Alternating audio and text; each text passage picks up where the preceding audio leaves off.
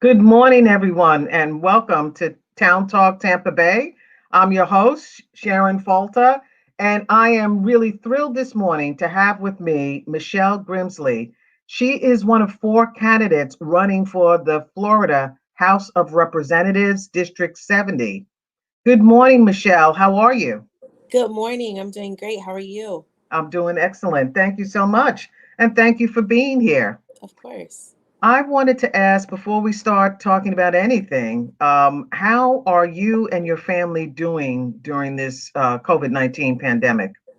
For the most part, we're doing well. I actually have a family member who is right now hospitalized with COVID and is on a ventilator. And it was a very rocky road for a while. Um, but now she is improving just slowly. So what the doctors have told us is that it's just a very slow improvement process. So it's difficult to have a family member that's hospitalized and you can't be there to speak to them so they at least can hear you and know that you're there fighting with them. So it's very difficult. It makes me look at things a lot differently. And point being, wear a mask. Absolutely. Wear a mask. I mean, the least we can do is wear a mask and be aware of our surroundings, wash our hands and be socially distant. Exactly. There's nothing political about that and how No, people make it it's not political. I partisan. It's yeah, human. Yeah, absolutely.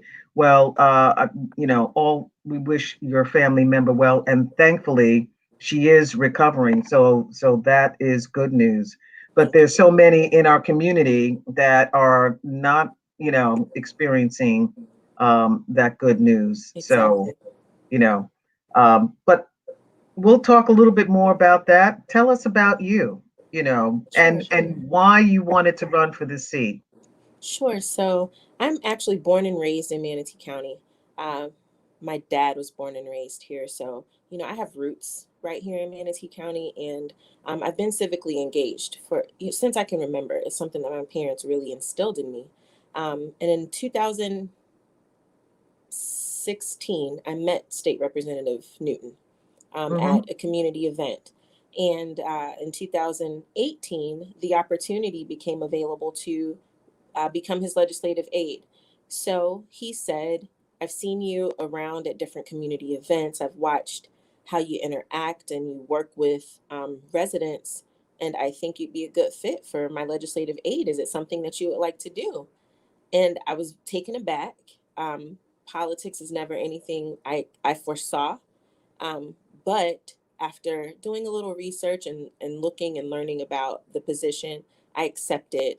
And it's one of the best things that I've ever done.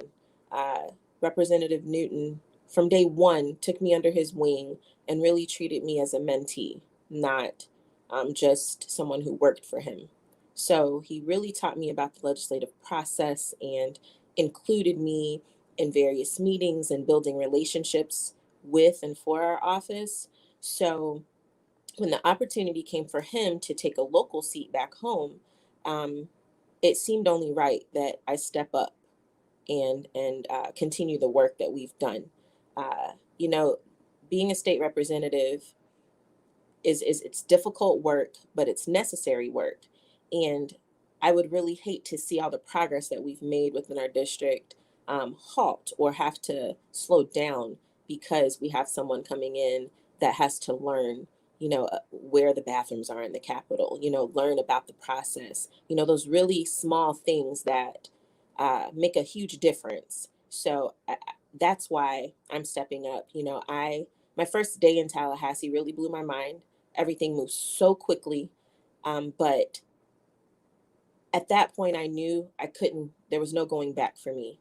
Um, I really hold my community near and dear to my heart.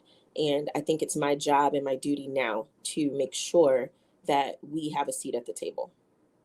Do you feel that having the experience of being Wengay Newton's aide in the Florida House of Representatives is an advantage that you have over the other candidates? And what other advantage do you feel that you have? What sets you apart from them? Sure. I do think it's an advantage, and simply because there's no learning curve for me. You know, I won't have to wait for staff to be hired to file legislation. I already know how a bill becomes a law. I know what contacts I need to make to get the ball rolling on certain things. I already have a relationship established with the governor's office and with the incoming Speaker Sprouse's office. And this is the leadership within the state legislature that you have to work with to get things done. I am a Democrat, but I can't only work with Democrats to get legislation passed, and to get resources brought back to District 70. So I really have learned a lot about working across the aisle and effectively working across the aisle. And what I think sets me apart from the other candidates, is that I truly know and understand what to expect going in. So you won't get any false hopes or false promises from me. I think it sounds great. And you hear most candidates tackle this long list of things that they're going to do when they are elected. And, I've broken it down. We get 6 committee weeks and a 60-day session, but that really amounts to about 78 working days of legislative work in Tallahassee per year. That's not a lot of time out of 365 days in a year to get work done. So me having that knowledge, me already having proposed legislation, just ready to hit the button, that sets me apart. I have the established relationships that are necessary within our district to make sure that our work is seamless. I understand that we need to work with our local municipalities. Another thing that I think sets me apart is I would be the first person south of the Skyway Bridge to hold this seat for District 70. A lot of times, Hillsborough, Manatee, and Sarasota are really overlooked when it comes to District 70 because South St. Pete holds the majority of the district. But I think it's very important that we make sure that every single person in every single area within District 70 is represented. And I've gotten to witness that firsthand because I live in the Manatee County portion of the district, whereas my opponents live in South St. Petersburg. So I think I would have a more empathetic approach because I've lived it. I know what it feels like to be told, well, it's a St. Pete seat. Well, no, it's not a St. Pete seat. It's a District 70 seat. So anybody within District 70 needs to be well represented. Absolutely. And that's the thing about District 70. It encompasses, as you said, Hillsborough, Pinellas, Manatee, and Sarasota. And all of those districts have some similarities, but there are some differences. So, how do you manage a district with all different needs, coming to really having to be handled all at once? Right. Um, one of the things that I've learned is that you have to have staff that is really tuned in with different parts of the district and that can keep you abreast because one person just can't do it all. And having a staff that understands how to communicate with the constituents and how to communicate with you as the legislator on what your constituents need, is very important. I think that having offices throughout the district is important, but you only get the same amount of money that the other members would get to have one office. So that creates somewhat of a problem. I know Representative Newton spends his personal money to make sure that we have a second office that's close and accessible to residents outside of the Pinellas part of the district.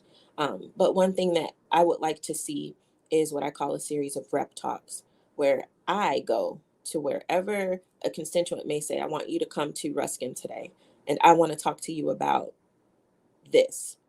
Well, if that's what they want, then that's what they're going to get. I plan on being super accessible to the constituents and listening. I pride myself on being an active listener, um, and just listening to what it is that they feel that they need. And I would like to know what our constituents even think that their state representative does for them so that we can have a back and forth dialogue and create a true understanding. Well, this is what we do as state representatives. But with this issue that you're having, we can connect you with your county commissioner or we can connect you with your local school board member. So I really look forward to bridging those gaps and really building relationships with the constituents, not just expecting them to find the office and come in or send an email. I really look forward to being boots on the ground with our constituents. Unfortunately, COVID has really paused that with campaigning, and hopefully we'll get through this so that once elected, we could really, be elbow to elbow and shoulder to shoulder with the residents of District 70. But that's really what I look forward to.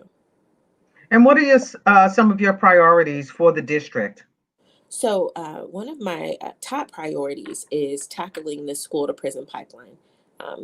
It's real, it's very real. And there are a lot of moving parts that go with the school to prison pipeline. But where I would like to start is with early learning. And I think if we start with early learning, it Mm-hmm. turns off the faucet so that then other things that are being done by other organizations and other members can fix other parts of the school to prison pipeline. But with early learning, I would love to um, enhance the HIPPY program. And HIPPY is the home instruction for parents of preschool youngsters. And HIPPY coordinators bring in books, shapes, colors, and phonics to the home.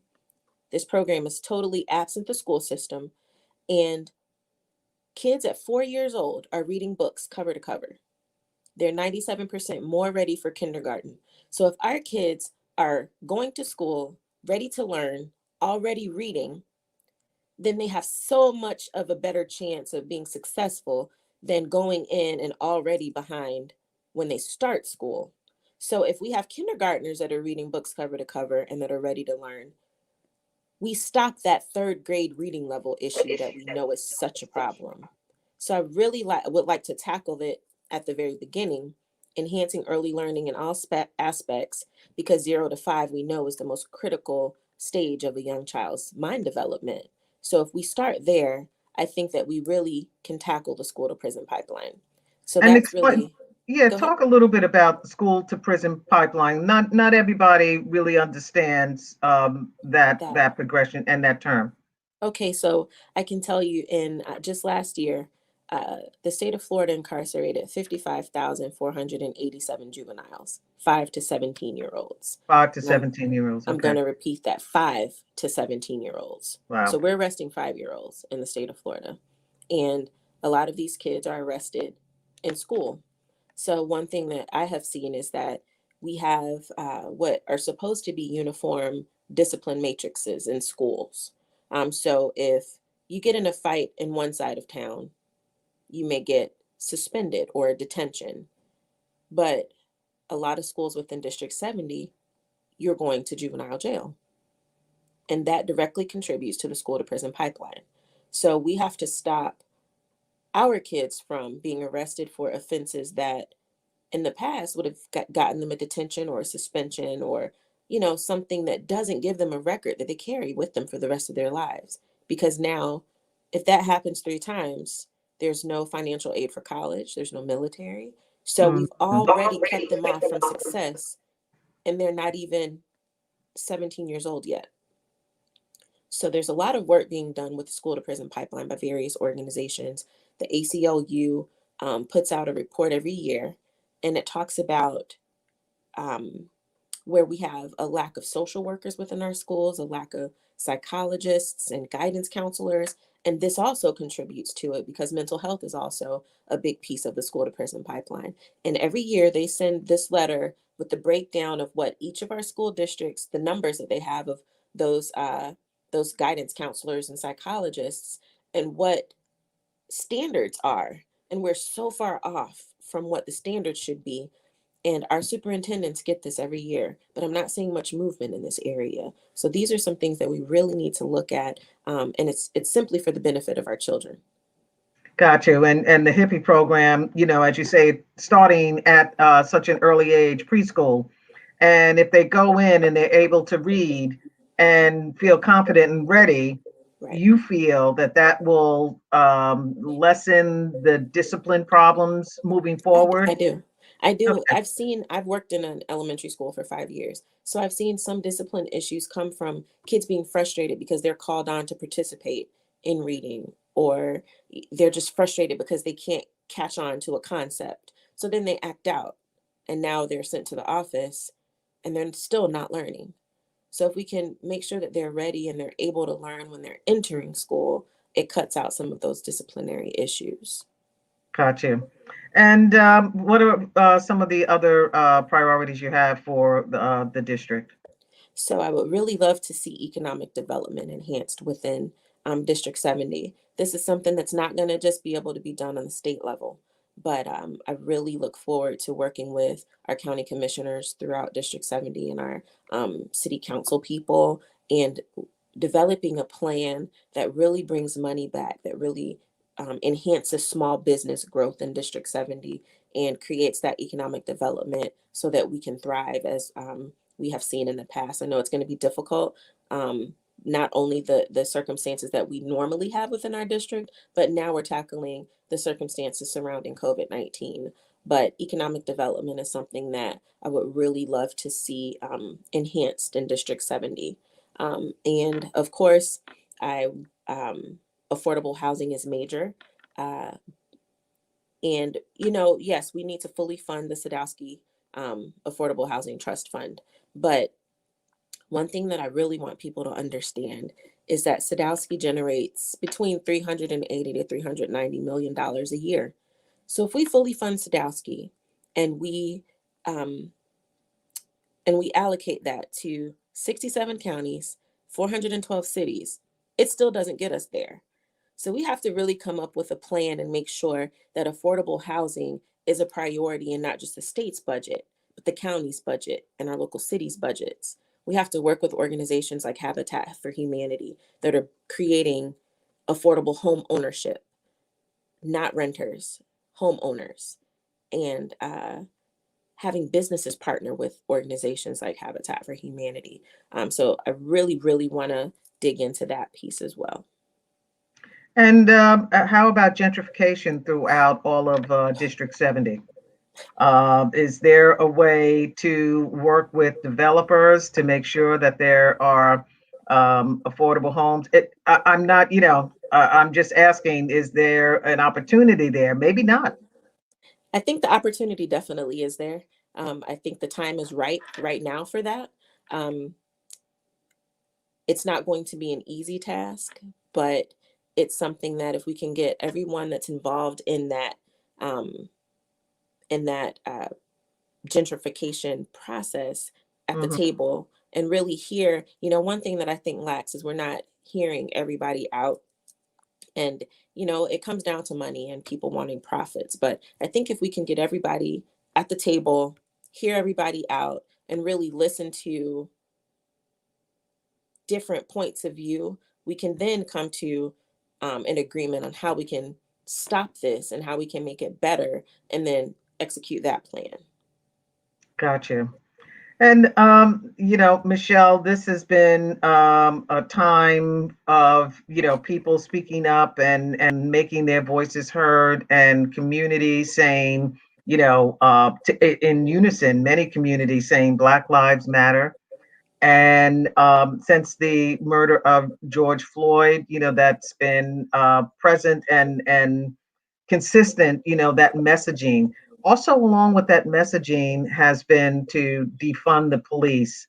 And for many people, it has different meaning. When you hear defund the police, what does that mean to you? And how would you approach any kind of reforms in policing? So, to me, defund the police doesn't mean what it sounds like, defund the police. Because the fact of the matter is, if something happens at my home, I'm dialing 911 and I expect the police to show up. But I think that defund the police is more about reallocating some funds from things that are not working into areas that could um, benefit our communities a little bit better. One thing that Chief Holloway in St. Petersburg has done is he's taken some money from one area of his budget and reallocated it to hiring more social workers. And those social workers will respond to some of those mental health calls instead of law enforcement. And there may be instances in which you need both, but at least a social worker is trained to to see certain things that police officers aren't necessarily trained to do. One thing we have to remember is law enforcement officers are there to just do just that, enforce the law. So a lot of calls sometimes deal with mental health. So by having some people there that can recognize some of those signs and signals, it could diffuse a lot of those situations from violent turning out Right. to be violent. So I really think that defund the police is more about reallocating some funds. We can't defund the police. I don't think that we're going to see a lot of police departments disappearing. That's not what I believe that means. Um, and I have the utmost respect for our law enforcement officers. And unfortunately, it happens in all areas, but one bad apple can ruin the bunch. So you do have some bad actors. But I don't think that all law enforcement officers are bad at all. I just think that we all can listen to each other a little bit better. We can all learn to work together a little bit better. I've spoken with Chief DePino in Sarasota, and she's done some things just within her internal structure that can benefit our communities a little bit more, and it will help us to feel like we are building a relationship with our law enforcement officers. When I was growing up, there was community policing, so I saw a law enforcement officer and I had respect for him and I wanted to talk to him, and my little brother wanted to be him. We don't see that anymore because those relationships aren't there. So we really have to look at rebuilding that trust that has been lost along the way, and look at adding more programs within our law enforcement agencies that are going to be beneficial to them as well as the community as a whole. Right. Right. And getting, when you say community policing, very interesting because yeah, when I grew up as well, you had a sense of the police in your area and you kind of knew them. Many reasons is that one of them is that they came from the area, Right. people coming from the community.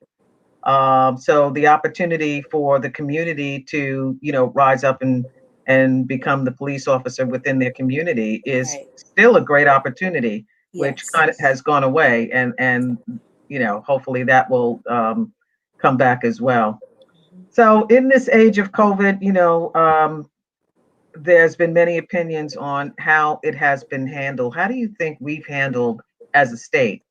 And then as an area, how have we handled COVID-19? Could we have done a better job? I think we could have done a better job. I think that there's so many outside influences that have come into play here with COVID and how different situations have been handled. One thing is simply masks.